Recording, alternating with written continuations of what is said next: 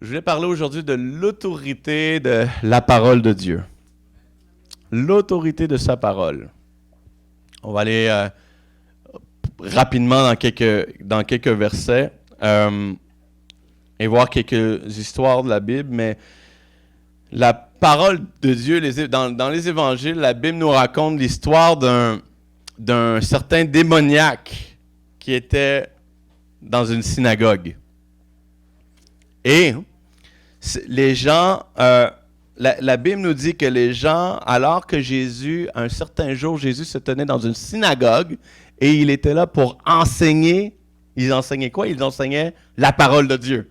Donc, il se trouvait dans la synagogue et pendant que Jésus enseignait, la Bible nous dit que les gens étaient frappés par l'enseignement de Jésus. Parce qu'ils voyaient Jésus comme quelqu'un qui enseignait avec autorité, avec une autorité. Et non pas comme les scribes, les pharisiens ou l'élites religieuse qui enseignaient la parole de Dieu, mais les gens qui étaient là voyaient Jésus, voyaient Christ et entendaient son enseignement et ils faisaient « Oh, cette personne-là ou cet homme-là, il a une autorité, là, quelque chose là, qui nous frappe, mais on n'a jamais vu ça. On n'a jamais vu une telle autorité. » Et bien sûr, c'était pas n'importe qui, c'était pas n'importe quel homme, mais c'était Jésus-Christ qui était Dieu lui-même, incarné, Dieu dans la chair et qui avait laissé son trône et qui venait et il parlait de la part de Dieu, mais il était Dieu et il est venu avec toute l'autorité de Dieu. Et alors qu'il enseignait, les gens étaient stupéfaits, les gens étaient frappés par son autorité. Et à ce moment-là, la Bible nous raconte qu'il y avait dans cette synagogue-là, il se trouvait un homme qui était possédé par des démons. Et il s'écria, « Pourquoi, Jésus de Nazareth, es-tu venu pour nous déranger? Est-ce que tu es venu pour nous perdre? » Et le démon ajouta, « Je sais que tu es le Saint de Dieu. » Les gens qui étaient là, probablement, qui ne savaient pas nécessairement qui était encore Jésus. Ils voyaient l'autorité qu'il avait, ils voyaient l'autorité qu'il manifestait et tout. Mais les démons même, eux, reconnaissaient que Jésus était Dieu, qu'il était le Fils de Dieu. Et ailleurs, la Bible nous dit que les démons le reconnaissent et qu'ils tremblent. Les démons tremblent devant le nom de Jésus. Oh, je entends un amen à ça, amen. Alors, ce démon-là, il dit, es-tu venu pour nous perdre? Et il dit, je sais que tu es le Saint de Dieu. Et Jésus le menaça et lui dit, tais-toi et sors de cet homme. Ça me fait rappeler, lorsque j'étais au Pakistan au mois de novembre dernier, on était dans une réunion, c'était une réunion de puissance qu'ils faisaient à l'église, mais à l'extérieur. C'était pas le festival, mais au moment que j'ai pris le micro, puis je me suis mis à prêcher, je pense que c'était dans les 2 premières phrases. Je commençais mon message, c'était les premières minutes. Il y a une femme qui était, et vous savez, au Pakistan, les gens, c'est vraiment spécial parce qu'ils mettent un tapis comme partout, à grandeur. Le stage, il y a comme un tapis, mais le sol, et les gens s'assoient en indien. Et là, ils t'écoutent, et tu vois les femmes voilées, tout ça, c'est merveilleux, c'est beau à voir. Mais il y avait une femme qui était assise en indien. Et tout d'un coup, au moment où j'ai pris le micro, je me suis mis à prêcher Christ. Dans la première minute, elle a bondi d'un bond, puis elle s'est mise à me pointer, puis elle était comme un zombie. Les yeux étaient... Moi, je ne savais pas c'était qui, mais si je l'avais connue, j'aurais pu dire que cette femme-là était méconnaissable. Là. Elle était hors d'elle, les yeux sortis de la tête. Là. Puis dans sa langue, elle me disait « Pourquoi est-ce que tu es venu ici pour nous déranger, puis pour nous détruire? » Et puis elle s'est mise à crier après moi comme ça. Et immédiatement, j'ai juste instruit à l'équipe qui était là, j'ai dit « Faites la terre ou juste la... » Parce que je voulais pas... Moi, c'est un peu ce que je crois ou ma façon de faire, mais je voulais pas donner une plateforme publique pour l'ennemi, pour venir manifester devant tout le monde, alors que je sais que les gens aussi ont besoin d'entendre l'Évangile. Et souvent, l'ennemi va tenter d'essayer de faire un spectacle publiquement pour faire une diversion, attirer l'attention sur lui pour que les gens manquent ce qui est plus important, qui est la prédication de la croix, prêcher Jésus. Paul a dit ça comme ça, il dit « J'ai pas honte de l'Évangile, car c'est une puissance de Dieu pour le salut de quiconque croit. » Donc l'Évangile est une puissance. Lorsque l'Évangile est prêché, quelque chose arrive. On ne peut pas rester indifférent. Les cœurs sont transformés, les démons sont agités. Les démons n'ont pas le choix de quitter parce qu'ils connaissent le message et ce message-là qui est le message de la mort et de la résurrection de Jésus-Christ, c'est la puissance de Dieu. Et cette femme-là qui se lève d'un bond et qui me pointe comme ça, mais pourquoi est-ce que tu es venu ici? Pourquoi est-ce que tu es venu pour nous détruire? Et soudainement, c'est ça, je fais signe à l'équipe de la terre, et soudainement, elle s'est mise à hurler là, comme une hystérique, vraiment à plein poumon, mais à crier, puis soudainement, c'est comme, je pense, le Saint-Esprit est tombé sur elle. On était loin, là. Moi, elle était à peu près à la distance du mur, là, mais c'était à peu près l'espace qu'il y avait entre la plateforme et elle a été frappée par le Saint-Esprit. Elle est tombée sur le dos, puis elle était complètement délivrée. Au plein milieu, je commençais le message. Combien savent que ça donne un peu d'appui à ton message quand quelque chose comme ça se produit? Alors, je me souviens, le pasteur John qui m'avait invité, il a fait « Wow, ça c'est puissant! » Ben, rien à voir avec moi, mais c'est vraiment l'Évangile. Mais ce démon-là, et Jésus le menace et dit « Tais-toi, sors de cet homme. » Et l'esprit sortit de cet homme et l'agita avec violence en poussant un grand cri. C'est ce que la Bible nous raconte. Mais encore une fois, la Bible nous dit que les gens étaient stupéfaits. Et les gens, ils se disaient entre eux, ils commandent même avec autorité aux démons. Il dit, et ils lui obéissent. Et c'est la même chose que ce soit n'importe quel démon. Démon de colère, démon d'amertume, démon d'impudicité. Mais aussi, combien savent d'entre vous, peut-être vous ne le savez pas, mais la majorité des maladies proviennent d'esprits impurs et de démons. Moi, souvent dans l'Église, j'avais appris avant que la maladie venait des microbes. Donc, tu attrapes un microbe, tu tombes malade, c'est ça en anglais, on dit germs, mais des microbes, donc des bactéries, tout ça. Mais la majorité des maladies, on va prendre par exemple, je vous donne ça à titre comme juste pour enseigner ou vous donner un exemple, mais on va prendre le cancer. Je ne souhaite pas que personne ait un cancer ici, mais on prend le cancer. Combien d'entre vous avez déjà entendu l'histoire de quelqu'un, peut-être vous avez quelqu'un un proche dans votre famille ou un ami qui a peut-être une fois eu le cancer. La personne se fait opérer et on enlève, par chirurgie, on va traiter, il y a la chimiothérapie ou des fois même il faut opérer pour enlever l'organe qui a été atteint par les dommages qui ont été faits par le cancer. Des fois, on n'a pas le choix. Et la personne soudainement est en rémission, est en rétablissement, 1 an, 2 ans, 5 ans, et tout va bien. Et 6, 7 ans plus tard, qu'est-ce qui se passe? Ça revient. Une récidive. Le cancer revient, mais il est ailleurs. Où on apprend qu'il est généralisé. Pourquoi est-ce que c'est comme ça? Parce que lorsque le médecin a coupé ou s'est attaqué au cancer, il ne s'est pas attaqué à la racine du cancer. Parce que derrière le cancer, il y a une vie. Et c'est un démon. Mais si tu chasses le démon, le cancer va être éradiqué. Parce que la vie qui se trouve derrière ce cancer-là, c'est une vie de mort et de destruction. Mais qui ne vient pas s'en prendre à ton âme, mais qui vient dans ton corps pour te détruire. Qu'est-ce que quelqu'un me suit? Est-ce que vous comprenez ça? Amen. Donc la majorité des maladies, souvent sont de cause spirituelle. Et Donc, on le voit avec la délivrance aussi au niveau de l'âme. Donc, quelqu'un qui a un esprit de colère ou un démon, et c'est vraiment au niveau de l'âme, où c'est pas que la personne n'appartient pas à Jésus, parce qu'on est scellé par le Saint-Esprit. Hein? Combien ça? On est corps, âme et esprit. Donc, notre esprit, lui, appartient à Jésus. Si vous avez été sauvé, vous êtes une nouvelle créature, vous êtes une nouvelle personne.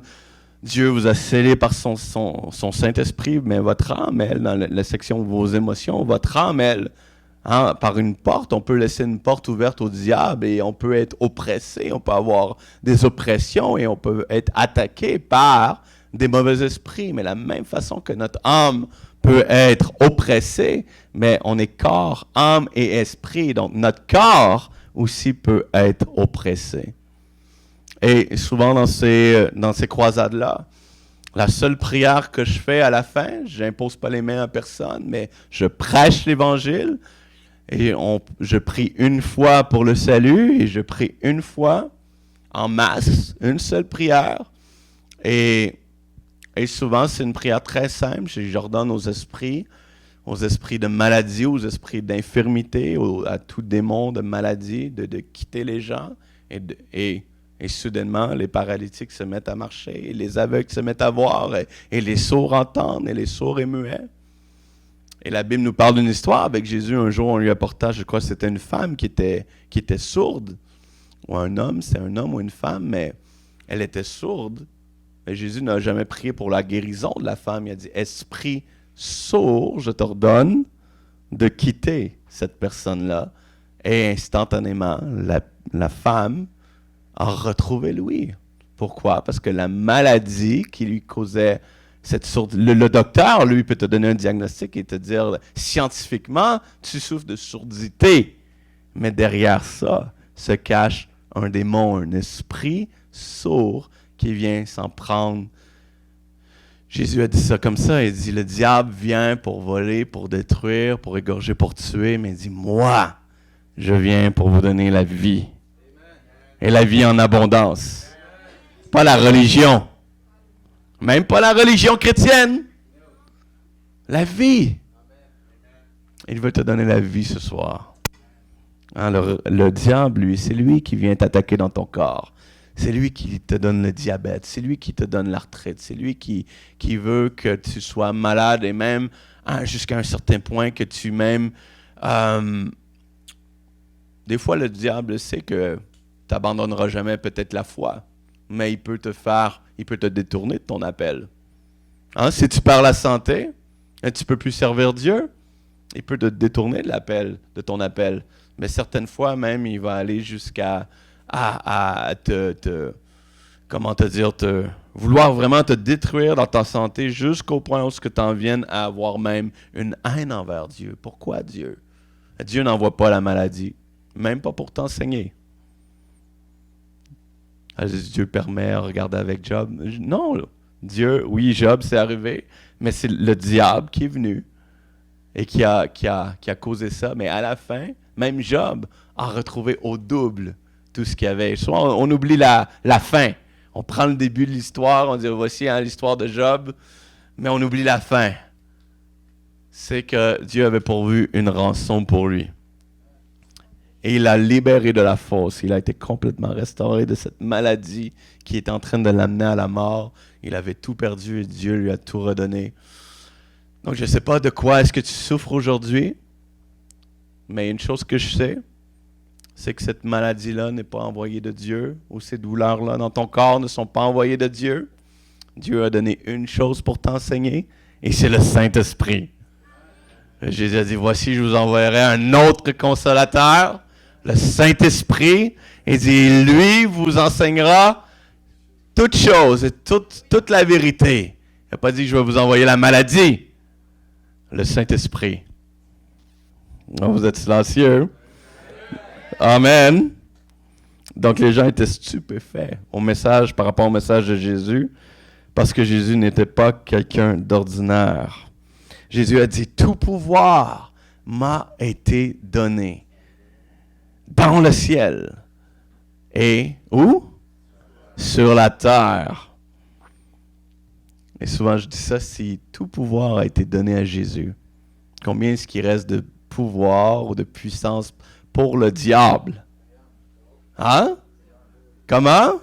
Vous êtes pas assez convaincus. Zéro, rien. Toute la puissance a été donnée à Jésus. Dis à ton voisin, pauvre diable. Pauvre diable. Des fois, les gens, quand je vais dans des pays comme ça, comme au Bénin, c'est l'endroit où il y a le plus de sorcellerie, je pense, en Afrique, ou quand je vais au Pakistan, des fois, les gens vont me dire, souvent les proches, ils vont dire, on va prier pour toi, on va vraiment prier pour toi, on va intercéder, on va faire le combat spirituel. Tu as vraiment besoin de prier à mon frère. Et souvent, gentiment, je les interromps et je leur dis, c'est gentil, mais sais-tu quoi? Si tu veux prier pour quelqu'un, prie pour le diable. Parce qu'il est dans le trouble. Parce qu'une fois que j'arrive là-bas, il n'y a rien que le diable peut faire pour arrêter la puissance de la proclamation de l'Évangile. Amen. C'est ce que je crois. Il n'y a rien qui peut arrêter l'amour de Christ. Rien qui peut arrêter l'Évangile. Même pas nos péchés. Même pas le diable. Rien du tout. Jésus nous a acquis une victoire complète, entière, totale. Donc, de quoi que je parle aujourd'hui? L'autorité de la parole. Mais on sait que la parole aussi, c'est Christ. La parole est Jésus. La parole est comme une semence. C'est ce que Jésus dit. Et c'est comme ça que se produit une guérison, un miracle ou une délivrance. Mais moi, je me vois un peu comme, simplement, tout à l'heure, j'ai dit que j'étais un micro dans les mains de Dieu, mais je me vois un peu comme un fermier. Donc, quand je vais dans les nations comme ça, et tout ce que je fais, c'est que je jette la semence, je sème Christ. Des fois, les gens disent « Ah, tu as le don des miracles. » Non! Tout ce que oui, j'ai un don. J'ai Jésus-Christ. Et mon don, c'est de donner Jésus aux gens. Et je sais que lorsque les gens reçoivent Christ, tout arrive. Alors, l'autorité de sa parole, on sait que la parole est Jésus. La Bible nous dit au commencement, dans Jean 1, au commencement était la parole, et la parole était avec Dieu, et la parole, elle était Dieu, et toutes choses ont été faites par elle, et rien de ce qui n'a été fait sans elle. Et elle était la vie, et la vie était la lumière des hommes, et la parole a été faite chair, et elle a habité parmi nous, pleine de grâce. Dis à ton voisin, pleine de grâce. Jésus est vous savez, là, on prêche, on entend la grâce souvent, on a des messages sur la grâce. La grâce, là, c'est pas une thématique qu'on prêche dans nos églises comme ça. La grâce, c'est une personne. La grâce, c'est Jésus. Jésus, dans les évangiles, ça nous dit, car la loi a été donnée par Moïse, mais la grâce est venue. Ce qui me dit que la grâce, c'est une personne. La grâce est personnifiée en la personne de Jésus-Christ. Donc, on disait, la parole a été faite chair, elle a habité parmi nous, pleine de grâce et de vérité. Nous avons contemplé sa gloire, une gloire comme la gloire du Fils unique venu du Père. Donc, Dieu crée toutes choses par sa parole. Et on sait que la parole, c'est Jésus. Et cette semence-là, Jésus dit, la parole de Dieu est semblable à une semence. Et il la compare aussi comme un grain de sénévé ou un grain de moutarde. Et il dit, c'est la plus petite des semences. Mais il dit, lorsque cette semence pousse, elle devient comme un grand arbre, au point où même où que les oiseaux du ciel viennent se percher dans ses branches. Et c'est exactement comme cela se produit, comment démarre un miracle. C'est même une délivrance, c'est un miracle. Lorsqu'on voit un aveugle voir, comment que ça commence? Par une semence. la semence de la parole, l'évangile qui vient dans le cœur de la personne comme une semence. Et tout d'un coup, la personne commence à avoir des nouvelles idées. Elle dit, c'est vraiment possible. Aujourd'hui, je peux voir. Aujourd'hui, c'est possible pour moi. Il y a une femme, je viens de revenir du Libéria. Plusieurs miracles se sont produits. Un des miracles qui s'est produit, qui était vraiment incroyable, c'est qu'il y a une femme qui est venue à notre festival un soir où je prêchais. Mais cette femme-là était comme dans la Bible, elle avait le dos courbé, comme ça, là. Et elle marchait avec un bâton parce qu'elle ne pouvait pas se lever tout seule par elle-même. Donc, elle avait un bâton assez plus large que le micro, là, à peu près comme cette bouteille d'eau. Donc, pour se lever, il fallait qu'elle prenne son bâton en deux mains. Mais elle marchait courbée comme ça, avec son bâton. Puis, elle a dû être transportée pour venir au festival parce qu'elle ne pouvait pas faire cette distance. Donc, elle était transportée. Et durant le message, la semence de la parole de Dieu a percé son cœur et a commencé à porter fruit. Elle s'est mise à croire. Parce que cette femme-là imaginez-vous, était non-croyante. Elle était en Afrique, au Libéria, oui, mais elle avait déjà été à l'église, mais comme beaucoup, souvent, elle y allait par tradition. Parce que, un peu comme les catholiques ici qui vont à l'église, et même dans nos églises évangéliques, il y a des gens qui vont à l'église par tradition. Mais cette femme-là, elle n'est plus à l'église du tout. Mais elle est venue au festival, et soudainement, lorsque j'ai prié en masse pour les malades, elle a dit, j'ai vu quelqu'un apparaître en avant moi. Elle dit, un homme est apparu devant moi. Elle a dit, je ne pouvais pas voir son visage, mais il était vêtu d'une robe blanche éclatante. Et elle dit, je le voyais qui était parmi la foule, puis il touchait les gens. Elle a vu ça de ses yeux ouverts, là, pas une vision, elle le voyait de ses yeux, il touchait les gens. Elle dit, soudainement, il est venu vers moi. Et elle a dit, il m'a pris par le bras comme ça, puis il m'a dit, viens et suis-moi. Imaginez-vous. Puis elle a dit, au moment que elle a reconnu que c'était le Seigneur quand elle a vu la robe blanche et tout ça. Et elle dit, au moment qu'il m'a pris par le bras, elle dit, mon corps, et ça c'est ce qu'elle dit au micro devant 7000 personnes. Elle dit, son corps s'est mis à shaker, à trembler incontrôlablement. Et elle se demandait qu'est-ce qui se passait. Et Jésus a commencé à marcher devant elle. Et là, elle ne voulait pas le perdre de vue. Il dit, viens, suis-moi. Elle s'est mise à suivre le Seigneur. Elle le suivait. Et tout d'un coup, pouf, il est disparu devant ses yeux. Plus rien. Et elle a réalisé, soudainement, elle a réalisé qu'elle marchait. Elle n'était plus courbée. Elle n'avait plus besoin de son bâton. Jésus l'avait restaurée. Alléluia. Jésus est vivant. C'est le genre de choses, ces choses-là arrivent là, en 2024, là, comme Paul sur le chemin de Damas, où ce qu'a vu Jésus, ça a été le seul à le voir. Les gens autour l'ont pas vu. Moi, j'ai pas vu Jésus parmi la foule. Mais cette femme-là a vu Jésus de ses propres yeux. Si tu peux seulement voir Jésus aujourd'hui, peut-être pas de tes yeux ouverts, mais au travers de l'évangile ou de la parole, de ce que tu entends aujourd'hui, si tu peux seulement voir Jésus, ta vie ne sera plus jamais la même. Amen. Est-ce que tu crois ça? Et cette femme est venue témoigner son témoignage et c'est incroyable. Wow, j'avais entendu des histoires comme ça, mais de le vivre et d'être dans notre propre rencontre, puis c'est glorieux. Mais ça commence par une semence. Et la Bible nous dit qu'au commencement, Dieu a créé les cieux et la terre. Par quoi? Par sa parole.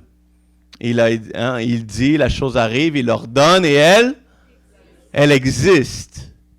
Donc Dieu crée toutes choses par sa parole et Dieu dit plusieurs choses à propos de sa parole, mais un des versets, une des choses qu'il dit, et c'est Dieu lui-même qui parle, mais il dit, car moi l'Éternel, je parlerai et ce que je dirai s'accomplira. Je prononcerai une parole et je l'accomplirai. Ailleurs même, Dieu dit, je veille sur ma parole pour l'accomplir. Combien merveilleux que c'est. Savoir combien de promesses Dieu n'a-t-il pas prononcées sur ta vie, mais chaque jour, à chaque instant, Dieu veille sur sa parole pour l'accomplir dans ta vie personnelle. On peut dire amen à ça, oui. Amen. Et il dit ailleurs, il dit comme Dieu qui parle, il dit comme la pluie et la neige descendent du ciel, et il n'y retourne pas sans avoir arrosé la terre, sans avoir fécondé et avoir fait germer les plantes, sans avoir fourni de la semence au semeur et du pain à celui qui mange. Ainsi en est-il de ma parole qui sort de ma bouche. Elle ne retourne pas à moi sans avoir accompli mes desseins, sans effet, sans avoir exécuté ma volonté et sans avoir accompli mes desseins. Et ailleurs, Jésus dit, les cieux et la terre passeront, mais ma parole ne passera pas. De quoi qu'on parle aujourd'hui? De l'autorité de la parole de Dieu, mais précisément de Jésus-Christ, qui était là dans le temple, il enseignait, ce démon qui est chassé. Et les gens sont stupéfaits, ils se disent, mais avec quelle autorité enseigne-t-il au point même qu'il puisse parler aux démons et que les démons lui obéissent? 1 Pierre, chapitre 1, verset 23. « Puisque vous avez été régénérés non par une semence corruptible, mais par une semence incorruptible, par la parole vivante et permanente de Dieu. » La semence, cette parole-là que nous avons, c'est une semence incorruptible, éternelle. Sachez que lorsque vous allez parler de Jésus à quelqu'un, que ce soit ici ou n'importe où, mais chaque fois que vous semez la parole de Dieu, cela va se poursuivre dans l'éternité, éternellement, parce que la parole ou la semence de la parole de Dieu est incorruptible. Elle est éternelle. Le monde que l'on vit, ou le monde présent est passager, sa gloire se flétrit, et on regarde Hollywood et tous les grandes stars de ce monde et les gens qui ont de l'influence ou les influenceurs, mais on regarde justement à Hollywood où toutes ces jeunes femmes qui percent et qui réussissent et souvent qui sont de belle apparence ou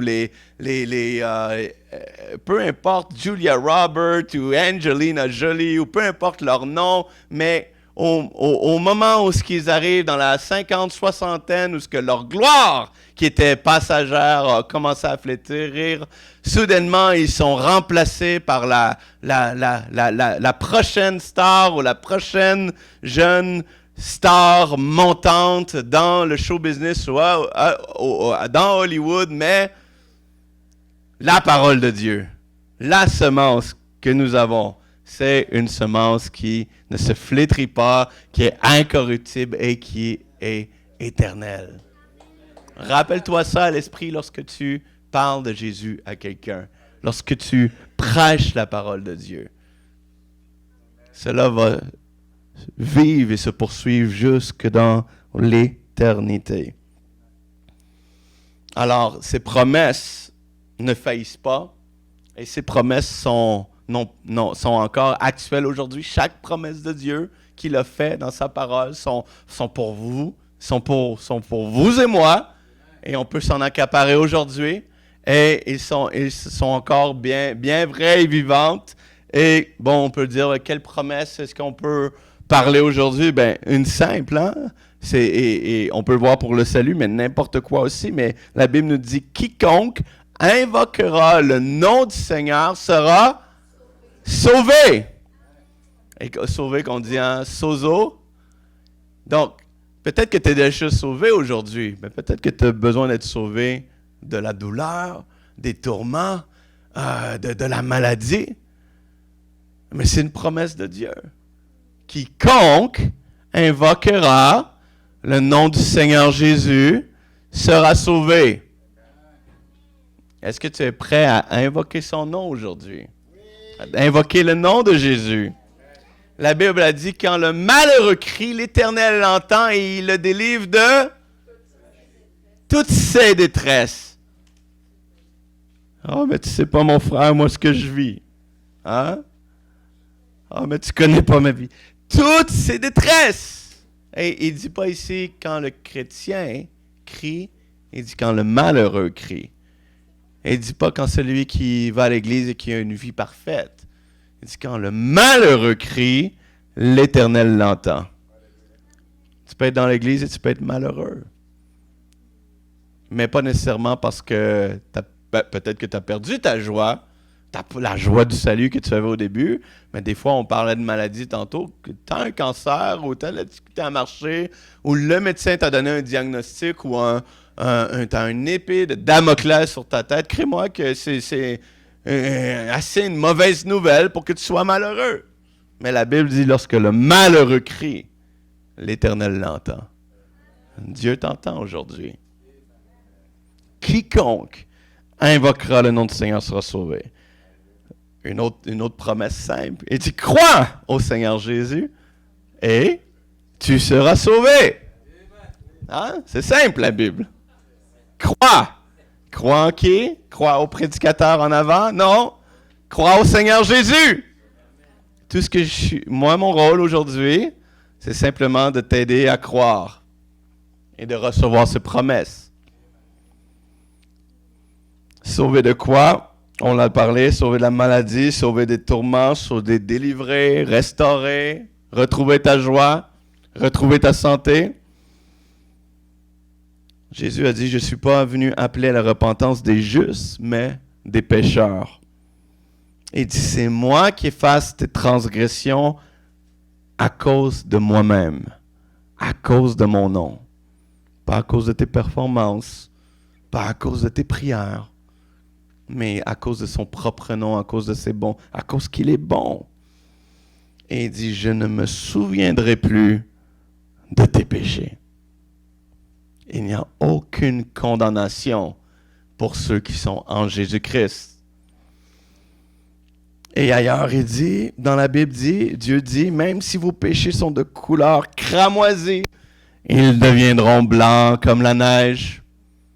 Il n'y a pas un péché qui est trop grand que Dieu ne peut pas pardonner.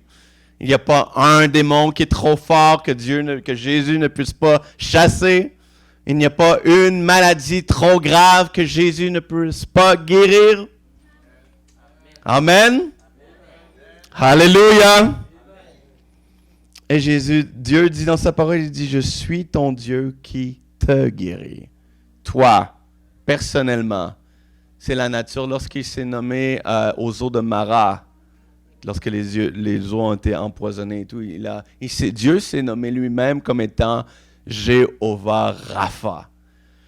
Donc, ce qui me dit que Jéhovah, qui veut dire je suis ton Dieu, qui est ton physicien, ton Dieu qui est ton médecin ou le grand chirurgien, il est celui qui te guérit. Donc, mais c'est le fait que ce soit même son nom indique que c'est la nature même de Dieu, la guérison. Ça fait partie de lui, de sa nature. Il désire probablement plus te toucher, toi, ce soir, que même toi, tu puisses le vouloir. Si on peut juste un peu arrêter de croire au mensonge de l'ennemi qui vient dire « tu ne mérites pas » ou « Dieu t'a abandonné, Dieu t'a oublié » ou non. Mais Jésus a dit « Vous connaîtrez la vérité. Et la vérité vous affranchira. » Amen. Jésus a dit, celui qui écoute ma parole et qui croit celui qui m'a envoyé a la vie éternelle. Il ne vient pas en jugement, mais il a passé de la mort à la vie. Je termine avec cette histoire, mais cette histoire du centenier, vous savez, le chef militaire, qu'il vient un jour, cet homme-là vient à Jésus parce que Jésus, il est là dans une certaine ville, bien on sait que la Bible nous raconte que les foules que vous avez vues, les multitudes suivaient Jésus de sorte qu'on amenait à ses pieds les démoniaques, les lunatiques, les aveugles, les sourds, les paralytiques. Et la Bible nous dit que tous ceux qui le touchèrent, était guéri. Et alors que Jésus était dans une certaine ville et qu'il sortait de cette ville, alors vint à sa rencontre un centenier qui était un chef militaire. Et lui, il était concerné par un problème. Il avait un serviteur, parce qu'à l'époque, c'était quelque chose de fréquent. Si tu étais peut-être bourgeois, tu avais de l'argent, tu avais un rôle influent ailleurs dans le monde. Aujourd'hui, ça existe encore, mais lui avait un serviteur à sa charge personnelle qui travaillait pour lui. Mais son serviteur qu'il aimait, il était malade. Il était paralysé depuis un certain moment. Il était étendu sur un lit chez lui. Mais non seulement il dit à Jésus, il lui explique, mais il dit, mon serviteur, non seulement il est paralysé, il est couché au moment même à ma maison dans son lit, mais il dit, il est dans de grandes souffrances. Et la Bible nous raconte qu'immédiatement, Jésus a eu compassion. Et il dit, je vais venir chez toi et je vais le guérir. Sa réponse immédiate. C'est la même réponse que Jésus te ferait à toi aujourd'hui. Il veut venir à toi aujourd'hui. Il veut te toucher. Il veut te guérir. Mais immédiatement, le centenier, la réponse qu'il a eue de dire à Jésus, au maître, il dit, non, maître, il dit, je ne suis pas digne que tu rentres sous mon toit. Et la raison de ça, probablement que le centenier, ce chef militaire-là, avait perçu qui était Jésus. Il avait perçu qu'il était le sauveur du monde. Il avait perçu qu'il était Christ, le Messie. Il avait perçu qu'il était le Fils de Dieu, qu'il était Dieu. Et soudainement, il a vu que sa propre condition, qu'il était pécheur. Peut-être que son fils, qui était son serviteur, qui était paralysé, lui était malade. Mais à ce moment-là, il a réalisé que lui souffrait peut-être d'une maladie qui était probablement plus grande que son serviteur, qui était la condition de son cœur, qui était le péché. Et il a reconnu qu'il était indigne. Il a dit, non, Jésus, je ne suis pas digne. Viens pas chez nous. Viens pas dans ma maison. Et la Bible nous dit que qu'il n'y a personne qui est digne, personne qui pratique le bien. Tous ont péché. Tous sont privés de la gloire de Dieu. Il n'y a pas un seul qui fasse le bien. C'est pour ça qu'on a besoin de Jésus aujourd'hui. C'est pour ça que Jésus est appelé le Sauveur du monde. Il est venu nous sauver de nos péchés. Parce que si on était capable de dire, oui Jésus, mais laisse-moi ajouter un peu de mes propres... Et je crois en la repentance. Mais le problème souvent dans l'Église, c'est qu'on pense ajouter au sacrifice de Jésus. On dit, c'est pas assez. Il faut que j'ajoute aussi à mes œuvres et d'être un chrétien parfait pour être sauvé. Et souvent, cette croyance-là s'insère dans nos pensées pour recevoir les promesses de Dieu. Et souvent, c'est la première chose qui nous bloque dans notre foi parce qu'on dit, Seigneur, ton sacrifice, ce que tu as fait à la croix, c'est comme si on dit, Seigneur, c'est pas assez. Laisse-moi payer, ajouter. Laisse-moi jeûner, laisse-moi prier plus, j'ai pas été à la réunion du mercredi cette semaine. Et là, on rentre dans nos œuvres et dans des trucs de performance, comme si on essayait de mériter de la part de Jésus ce qu'il a payé pour te donner gratuitement. Et cet homme-là, le centenier, a découvert que lui, il ne méritait rien. Il dit, je ne suis pas digne, viens pas sur mon toit. Mais il dit seulement une parole. Une seule parole de Jésus peut changer ta vie. Une seule parole de Jésus. Et il dit, car moi, je comprends l'autorité. Et il dit, j'ai des soldats qui sont sous mes ordres. Et lorsque je dis à un d'aller, il va. Et lorsque je dis à un autre de revenir, il vient. Et lorsque je dis à mon serviteur de faire cela, il le fait. Le centenier, le chef militaire comprenait l'autorité, mais il reconnaissait qu'il y avait quelqu'un qui était dans sa présence, qui avait une autorité qui était beaucoup plus supérieure à son autorité. Et comme on a dit, Christ qui a toute l'autorité, qu'il était Dieu, le Messie, le Sauveur. Et à ce moment-là, Jésus dit au centenier, va, qu'il te soit fait selon ta foi. Et alors même, le serviteur fut guéri. Et je veux terminer avec ça. Si tu peux juste venir le clavier. Pas besoin d'avoir toute l'équipe de louanges. Seulement la musique. Ouais, seulement le clavier. Et tu peux commencer à jouer déjà. Donc, Jésus qui dit au centenier, va, qu'il te soit fait selon ta foi. Et la Bible nous dit qu'alors même, dites alors même. Des fois, les gens vont dire, ah, mais c'est une guérison, ça peut être progressif. Oui, c'est vrai. Mais pourquoi est-ce qu'on ne pourrait pas croire au maintenant, comme qu'on disait? Alors même, tout à coup, maintenant, alors même, le serviteur fut guéri, la paralysie a quitté son corps. Et lorsque j'étais au Libéria, il y avait un homme, imaginez-vous, qui est venu à notre festival. Il était complètement aveugle. Il ne voyait pas. Et souvent en Afrique, les gens qui sont aveugles, c'est pas comme ici, en Occident, on les voit avec une canne blanche ou un chien mira ou peu importe. Mais en Afrique ou dans des pays plus défavorisés, lorsque quelqu'un est vraiment aveugle, ils vont avoir une personne à leur charge qui va rester avec eux toute la journée. Et quand la personne va sortir, il va les accompagner, il va servir de guide pour leur dire « Va ici, contourne cela, va pas là ». Et c'est comme ça que ça fonctionne. Et cet homme était venu à notre festival avec son guide.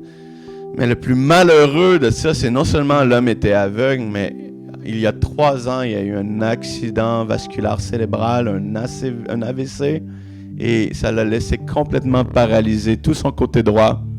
Son bras était paralysé, sa jambe était paralysée, et une partie de son visage était déformée à cause de la paralysie, un peu comme effondrée à cause de toute la paralysie, l'AVC, les séquelles. Et ce soir-là, qui a entendu l'Évangile, cette semence-là, l'Évangile qui a percé son cœur, soudainement, dites tout à coup, à l'heure même, ses yeux se sont ouverts. Non, mais la paralysie dans son côté droit a quitté en un instant, et tout son visage s'est replacé d'un coup.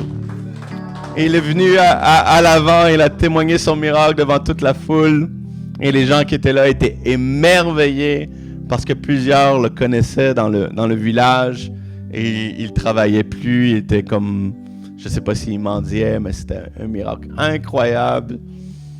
De la même façon avec cet homme-là, ce serviteur, peut-être que tu es présent ici, puis peut-être que tu te dis, un peu comme ce centenier qui a dit à Jésus, « Seigneur, Maître, dis seulement une parole. » Peut-être que toi, tu te tiens ici, tu te dis dans ton cœur, j'aimerais recevoir aujourd'hui une parole de Jésus.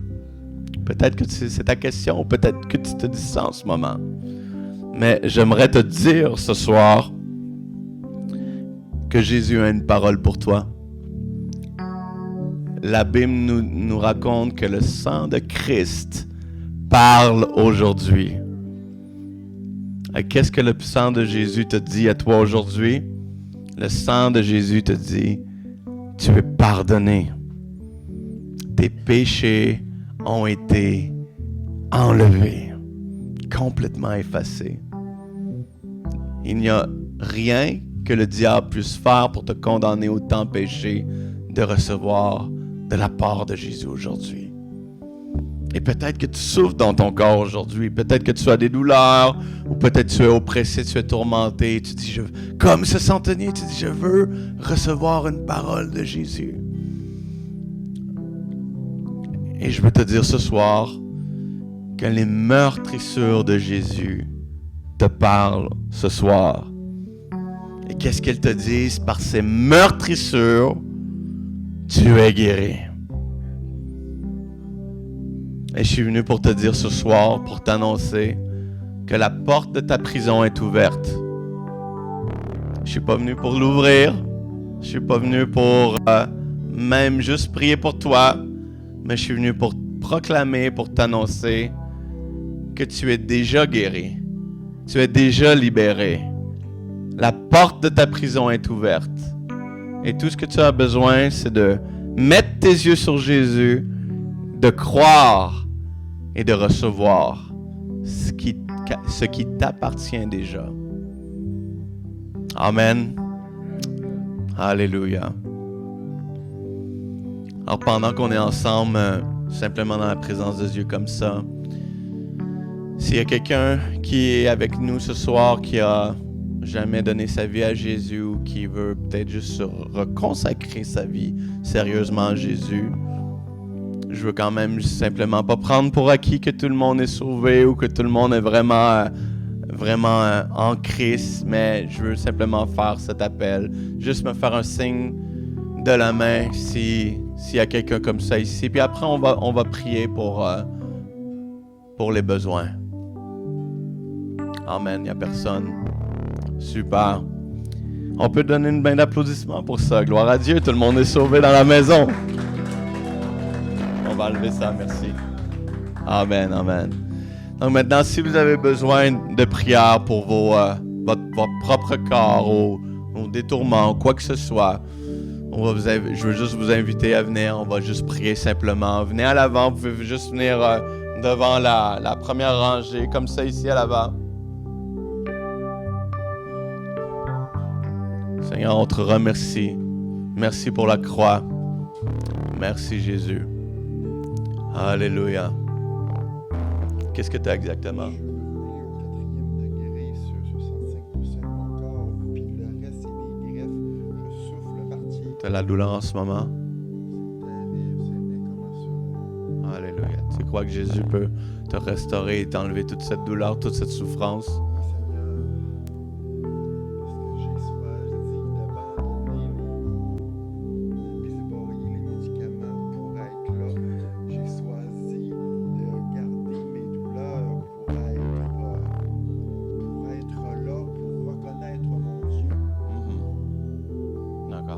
Vers Jésus. On va prier maintenant, ferme les yeux. C'est correct, fais-les par la foi. Au nom de Jésus, j'ordonne à toutes séquelles de ces brûlures-là de quitter complètement au nom de Jésus. Que la peau soit complètement restaurée. Que toutes les douleurs quittent au nom puissant de Jésus-Christ. Sois complètement guéri, complètement restauré. Au nom de Jésus. Je brise toute puissance des ténèbres, tout esprit de destruction, de maladie qui est venu pour le détruire, tout esprit de douleur dans son corps, tu le quittes maintenant au nom de Jésus-Christ. Alléluia. Y a-t-il des choses comme extrêmes que c'est impossible pour toi de faire? Des choses impossibles pour toi de faire? sur mon triangle des Bermudes, les médecins me disent que je serais supposé de passer de mon lit à la toilette, à mon divan et rien d'autre. Mais maintenant tu marches, puis oui, maman, puis je me bats. Amen. Je refuse Amen. la prise du démon sur Amen. les douleurs. Amen. Le démon n'a pas d'affaire à mes douleurs. Y a-t-il des mouvements que tu n'es pas capable de faire du tout? Fais-les maintenant. Fais les mouvements les plus durs, fais-les. J'ai un cordon qui appelle ici. Là. Je suis complètement poigné. Mon cordon est là. Tu le sens, là.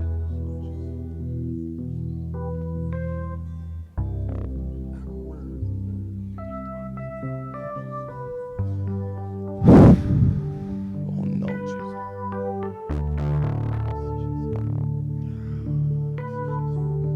Encore.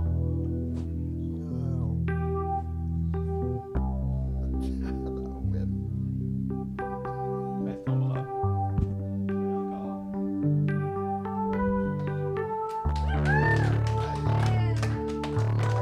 Encore. T'as-tu déjà amené ton bras comme ça jusqu'à ta tête? Que t'es pas capable de faire ça? Et l'autre bras, comment? Amen. Lui est correct. OK. Et là, la douleur, ça tire? Merci, Jésus. Y a d'autres choses que tu n'es pas capable de faire habituellement? D'autres mouvements? Ouais, j'ai ma jambe qui a mis le ça, c'est un détail. OK. T'as une jambe... Ouais. Ouais. Je suis tombé en bas du deuxième étage, puis je me suis cassé la jambe à partir Mais de là- la couche à aller jusqu'à la cheville. T'as une jambe de plastique? Ouais, mais je suis cassé à 5 places. J'ai des plaques à 5 endroits. Bon, le fer qui rentre. Mais t'as toujours ta jambe, mais t'as des plaques. Oui, mais je suis tombé dans ma rue. Dans ma rue 4, je combats la maladie, puis l'incapacité. Et j'ai tendance à le faire seul. Y a-tu des choses que avec tes jambes, normalement, tu peux pas faire? Oui. Vas-y, cours. Maintenant.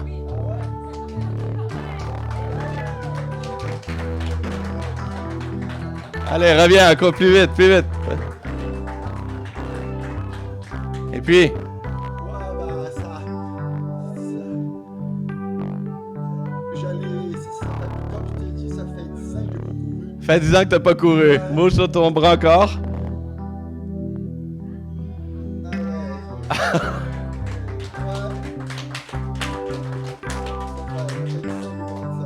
Ah ouais. Alléluia. Ouais. Qui fait ça pour toi maintenant? Qui fait ça pour toi en ce moment? C'est Dieu. C'est Jésus. Amen. C'est Jésus. Moi, je te vois à côté de lui. Je te vois comme quelqu'un qui a le briquet, puis qu'il allume la flamme, puis il continue, lui, il continue. Il donne l'oxygène pour continuer à brûler. Amen. Ouais. Amen.